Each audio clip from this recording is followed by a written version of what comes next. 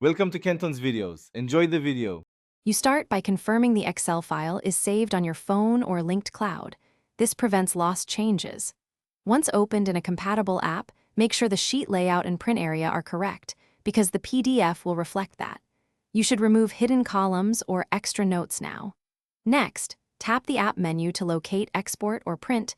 This is the first actionable step to create a PDF. Make sure autosave is off if you need a stable snapshot.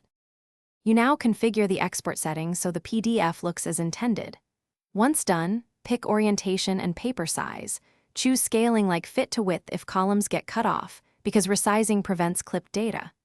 Make sure to select specific sheets or the whole workbook depending on your need, and toggle grid lines, comments, or headers to match professional formatting.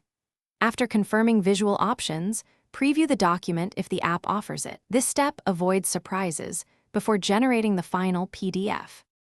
You finish by selecting Export or Print and choosing Save as PDF. Then pick the destination folder or cloud account so you can retrieve the file.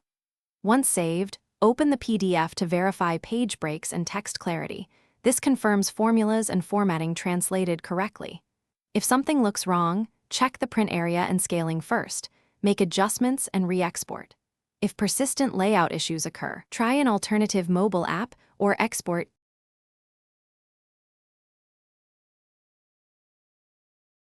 Thanks for watching. Consider subscribing if we helped you.